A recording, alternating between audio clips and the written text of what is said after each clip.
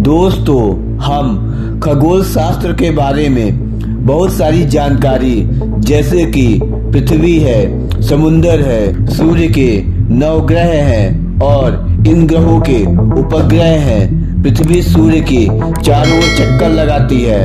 इन सभी के बारे में हम जो भी इंफॉर्मेशन पाते हैं, जिसमें हम 2 ही नाम जानते हैं, एक तो कोपरनिकस और दूसरा गैलीलियो। दोस्तों, हमारे स्कूल में टीचरों द्वारा पढ़ाया जाता है और हम कोपरनिकस के आधार पर कई किताबों में पढ़ते हैं कि पृथ्वी सूर्य के चारों ओर चक्कर लगाती है और पृथ्वी अपने धुरी पर घूमती है। लेकिन दोस्तों, कुछ साल पहले रिसर्च से पता चल रहा है कि गैलीलियो और कोपरनिकस पैदा भी नहीं हुए थे। उनके 1000 साल पहले यह ज्ञान, यह सूत्र और यह सिद्धांत भारत के महान वैज्ञानिक महर्षि आर्यभट्ट जी ने बताया और पूरी दुनिया के सामने प्रस्तुत किया। महर्षि आर्यभट्ट जी ने सबसे पहले यह बताया कि सौरमंडल में सूर्य स्थित है और स्थिर है। इसके अलावा पृथ्वी स्थित नहीं है, वह घूमती है और पृथ्वी सूर्य के चारों ओर घूमने के साथ साथ अपने अक्ष पर भी चारों ओर घूमती है। और महर्षि आर्यभट्ट जी ने पृथ्वी और सूर्य के बीच की दूरी नापने के लिए एक सूत्र दिया और उस सूत्र के आधार पर पृथ्वी और सूर्य के बीच की दूरी निकाली गई। लेकिन दोस्तों, आप यह जानकर हैरान हो जाएंगे कि महर्षि आर्यभट्ट जी ने जो दूरी निकाल कर दे दिए, उस दूरी को आज तक कोई भी खगोल शास्त्री चुनौती नहीं दे पाया। जितनी दूरी महर्षि आर्यभट्ट जी ने बता दी, उतनी ही दूरी आज के साइंटिस्ट बताते हैं। और उन्होंने बताया कि सूर्य निरापद नहीं है, उसमें काले धब्बे हैं। और यह काले धब्बे की थ्योरी, जिसको स्टीफन हॉकिंस नाम के एक मॉडर्न साइंटिस्ट ने अपने नाम से लिखवा लिए हैं और वर्ल्ड पेटेंट ले लिए हैं, जिसे आज हमें ब्लैक होल थ्योरी के नाम से पढ़ाई जाती है। इसकी खोज महर्षि आर्यभट्ट जी ने हजारों साल पहले ही कर ली थी। दोस्तों, महर्षि आर्यभट्ट जी ने स्टीफन हॉकिंस के 1000 साल पहले ही बता दिया, सूरज निरापद नहीं है, इसमें ब्लैक होल है। इसके अलावा महर्षि आर्यभट्ट जी ने बताया कि इस सौरमंडल के सारे ग्रह सूर्य के प्रकाश से ही प्रकाशित हैं। ग्रहों का कोई अपना प्रकाश नहीं होता है, चाहे वो मंगल ग्रह हो, बुध हो, शुक्र हो, पृथ्वी हो, बृहस्पति हो, शनि हो, ये सारे ग्रह ही सूर्य के प्रकाश से ही प्रकाशित होते हैं। महर्षि आर्यभट्ट जी ने बताया कि शनि ग्रह के टोटल 7 उपग्रह हैं और उन उपग्रह को महर्षि आर्यभट्ट जी ने गिनकर बताया। और इस ग्रह के बारे में महर्षि आर्यभट्ट जी ने 1000 साल पहले ही बताया और कह दिया कि शनि ग्रह के टोटल 7 उपग्रह हैं। लेकिन आज के मॉडर्न साइंटिस्ट 8वां उपग्रह आज तक खोज नहीं पाए हैं और आज के वैज्ञानिक 7 पे ही अटके हुए हैं और भविष्य में खोज भी नहीं पाएंगे, क्योंकि शनि ग्रह के टोटल 7 ही उपग्रह हैं। यदि कोई 8वां उपग्रह होता तो महर्षि आर्यभट्ट जी 1000 साल पहले ही बता दिए होते। और दोस्तों, पृथ्वी पर रहकर शनि ग्रह के 7 उपग्रह खोज लेना, यह किसी दूरबीन से ही संभव है। किसी दूरबीन के बिना नग्न आंखों से शनि ग्रह के उपग्रह को देख पाना असंभव है। बिना स्पेशल दूरबीन के शनि ग्रह को देख पाना इम्पॉसिबल सा है। यानी कि महर्षि आर्यभट्ट जी ने दुनिया की सबसे पहले दूरबीन बनाई होगी और उस दूरबीन के द्वारा महर्षि आर्यभट्ट जी ने ब्रह्मांड के बारे में, खगोल शास्त्र के बारे में रिसर्च किए होंगे और उनके बाद दुनिया के लोगों ने उनके दूरबीन की नकल की होगी।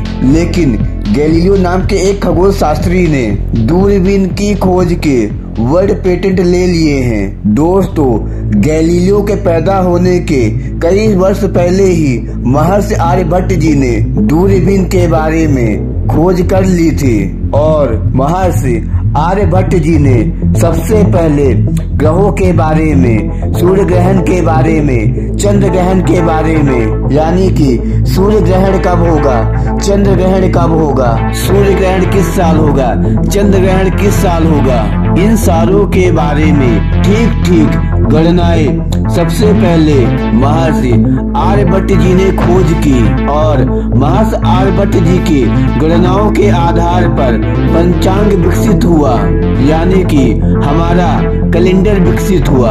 और महर्षि आर्यभट्ट जी ने जब सूर्य और पृथ्वी की बारीकी से अध्ययन किया तो उन्होंने देखा कि पृथ्वी भी अपने धुरी पर घूम रही है और सूर्य के चारों तरफ चक्कर भी लगा रही है। तो पृथ्वी का अपने धुरी पर घूमने से दिन और रात होते हैं और दिन और रात जो हो रहे हैं तो दिन कितने घंटे का हो रहा है और रात कितने घंटे की हो रही है। उन्होंने इसके बारे में और भी बारीकी से अध्ययन किया और उन्होंने बारीकी से अध्ययन करते करते उन्होंने 7 दिन निर्धारित किए, जो कि 7 दिन है सोमवार, मंगलवार, बुधवार, गुरुवार, शुक्रवार, शनिवार और रविवार। और ये जो 7 दिन है महर्षि आर्यभट्ट जी ने हजारों साल पहले निर्धारित कर दिए। और दोस्तों, मजे की बात है कि सारी दुनिया अभी तक 8वां दिन नहीं खोज पाई है और जो 7 दिन महर्षि आर्यभट्ट जी ने हजारों साल पहले निर्धारित कर दिए, वही 7 दिन पूरी दुनिया इस्तेमाल कर रही है। अंतर केवल इतना सा है कि इस अंग्रेजों ने उसका अपने भाषा में भाषांतर कर लिए हैं। उन्होंने सोमवार का मंडे कर दिया, मंगलवार का ट्यूसडे कर दिया, बुधवार का वेडनेसडे कर दिया, गुरुवार का थर्सडे कर दिया, शुक्रवार का फ्राइडे कर दिया, शनिवार का सैटरडे कर दिया, रविवार का संडे कर दिया। बस इन अंग्रेजों ने इतना ही किया और दुनिया की सारी पुरानी सभ्यताओं ने भी इसी दिन को स्वीकार किया, चाहे वो मेसोपोटामिया की सभ्यता हो या बेबीलोनियन की सभ्यता हो। विश्व की सभी पुरानी सभ्यताओं ने इन्हीं दिन को स्वीकार किया। दोस्तों, आपको इस पर गर्व होना चाहिए कि यह एक भारतीय की देन है।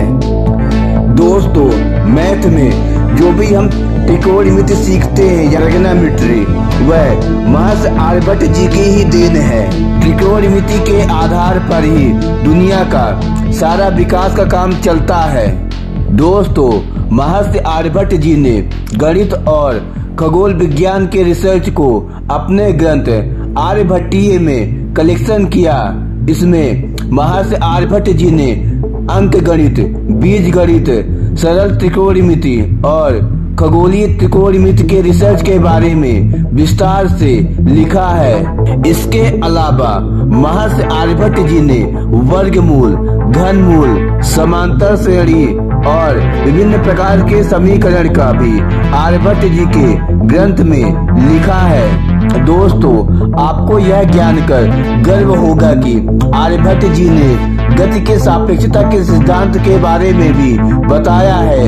इसके अलावा आर्यभट्ट जी ने संख्याओं को आगे बढ़ने तथा एक पूर्ण गणना के लिए दशमलव का भी उपयोग किया है और इस दशमलव को शून्य कहा जाता है, यानी कि शून्य की खोज भारत में ही हुई थी, जिसका श्रेय महर्षि आर्यभट्ट जी को जाता है। दोस्तों, भारत सरकार ने आर्यभट्ट की प्रतिष्ठा में अपनी पहली सैटेलाइट का नाम आर्यभट्ट रखा था, जो कि 1975 में लॉन्च किया गया था। इसके अलावा बिहार गवर्नमेंट ने आर्यभट्ट के नाम पर आर्यभट्ट कॉलेज यूनिवर्सिटी की स्थापना भी की। दोस्तों, जीरो की खोज ने महर्षि आर्यभट्ट जी का नाम इतिहास में अमर कर दिया। जीरो के बिना हम गणित की कल्पना भी नहीं कर सकते हैं। इसके अलावा आर्यभट्ट जी ने सबसे पहले गणित में स्थानीय मान पद्धति के बारे में बताया।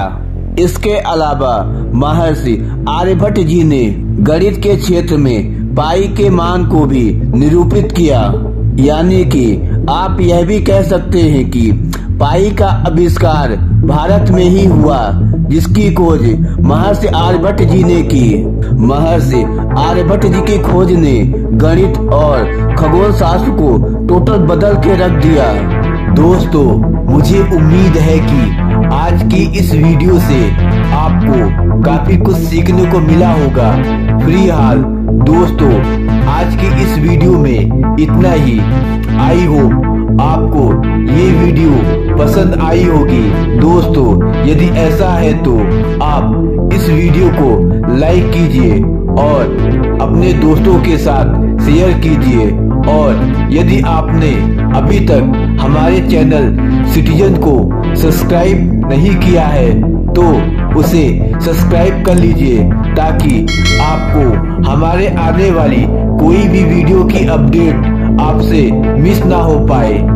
दोस्तों, जय हिंद, जय भारत, वंदे मातरम।